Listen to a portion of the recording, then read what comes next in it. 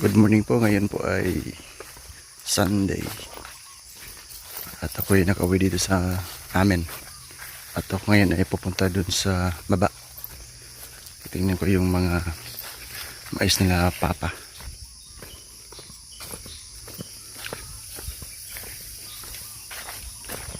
Kasi dito sa amin ay medyo umuulan na ng pakonti. Dito sa amin ngayon ay may ulan na pa, minsan-minsan umuulan na. At yun nga, yung mais nila Papa nabunuhan na daw, nakadressing na.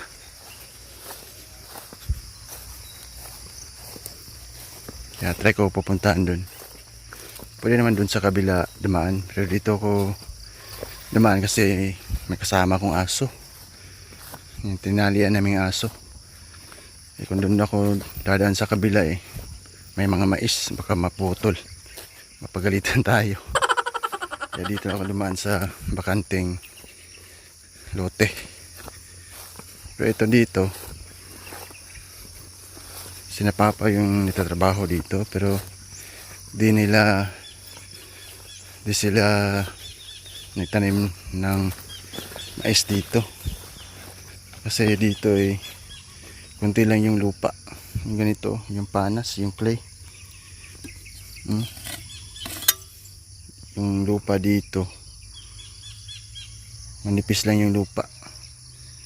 At yung mais himala na kung mabuhay dito, kung mabuhay man, pero yung kanilang bunga ang liliit at saka yung ano sa amin yung tawag yung bagsang, yung one set apart na mais, yung ganun. Pati yun dun sa kabila, yung bakante dun, sila rin yung nagtatrabaho. Kaya yun nga, di nga rin mataniman ng mais kasi lula ng nanipis na lang yung lupa.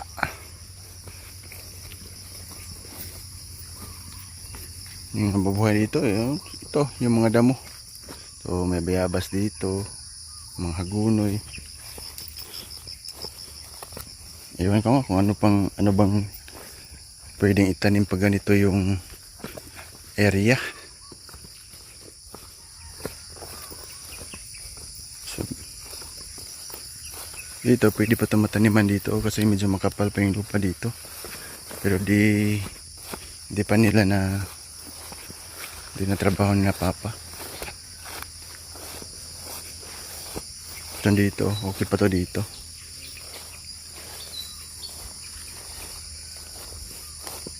Pero yun dun, di na talaga, di na mabubuhay ang mais dun.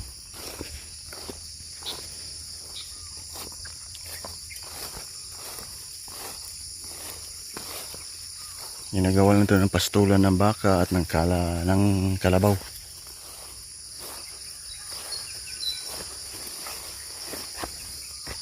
Dito, yun yun dyan, yung may tuyo na damo, nisprehan ni Papa yan. Nisprehan niya para yung mga damo di makabuelong tumubo. At may marang dito, may marang pero wala na ang bunga. Unahan na tayo ng mga bata dito sa amin. Wala nang ang bunga kasi sa mga buwan na to ay may isa dun, may isang bunga. Ayun saan ba yun may bunga pero ano pa yan, linghod pa, di ba pwedeng kainin yan. Ito yung mais na Papa. Yun ang liliit pa lang. Dressing pa lang. Dressing.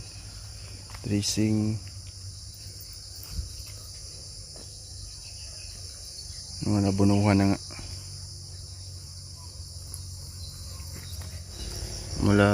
Mula dun, yung mais hanggang dun. Hanggang dun sa highway yung tanim na mais na papa.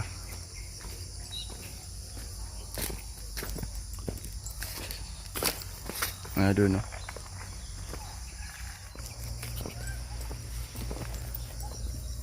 Di ko sinama yung asa namin makukulit, yung dalawa. Kasi kung yun yung isasama ko, nako, disaster. Mababali yung mga mais namin dito. Kasi ang kukulit ng dalawa.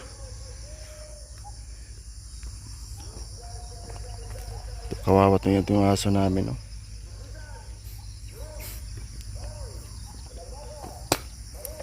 Yung saging doon, pinutol ni Papa kasi nakakasagabal sa pagtubo ng mais. Hanong. Yung isang ano na lang, isang puno lang yung natira. Yan, no?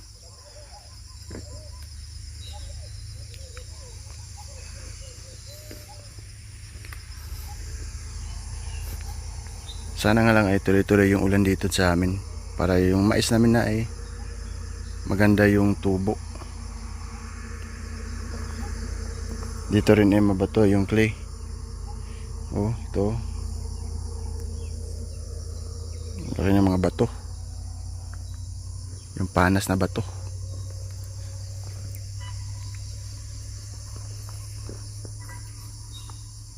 At yung mga palkata din namin dito, naputol na rin at nabenta na. Ito nga, medyo pugs pa nga dito sa amin, no?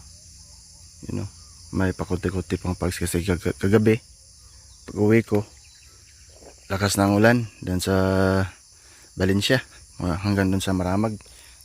Tapos nang pagdating ko dito sa amin, ambon-ambon lang.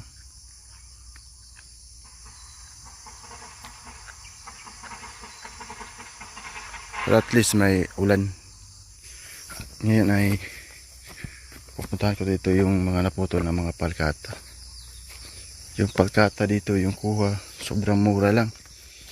Yung isang load ng palkata, yung 10-wheelers, isang 10-wheelers nasa 20,000 lang.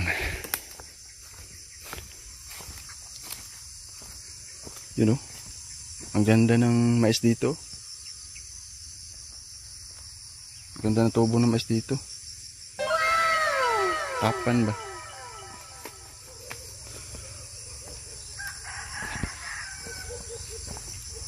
Yun, no?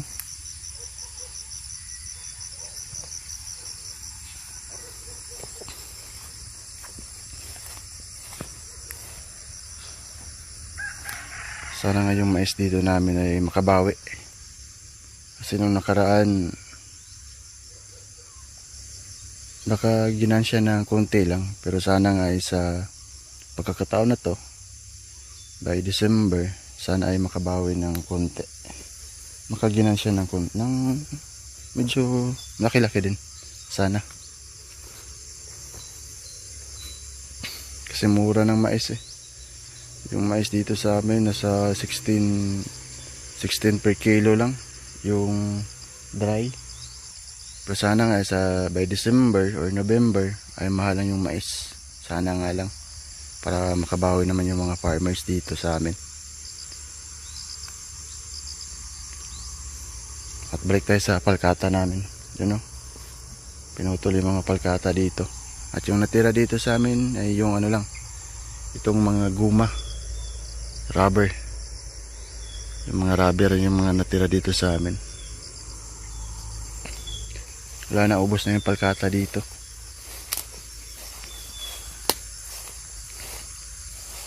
Yung mga ano na lang, oh. Yung mga sanga na lang yung natira.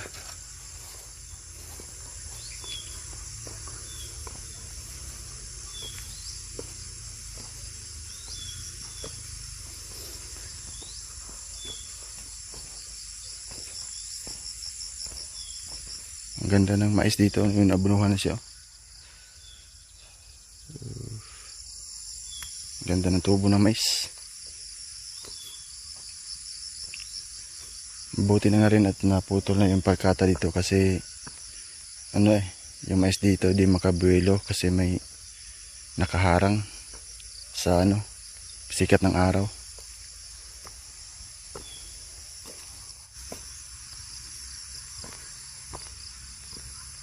Dito pula yung lupa. Pero pag sakto naman yung abono, talagang makakasurvive yung mais.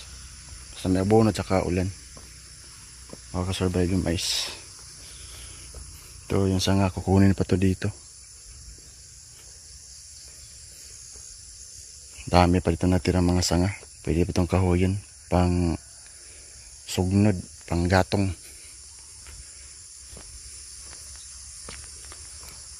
At pati yung niyog, yung mga niyog dito sa amin, wala na rin, no?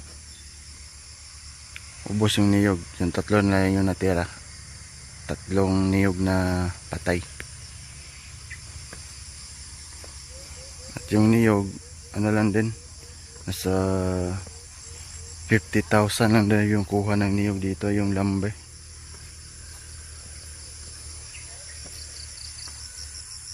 Yun, wala na, ubos na yung mga niyog. Wala na talagang harang sa mga mais, makakabuelo na sila sa pagtubo.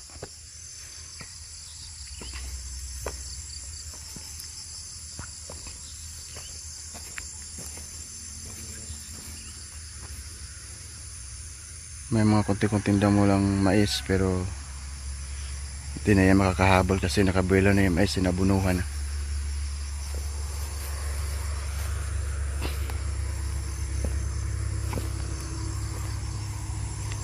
Wala na palkata.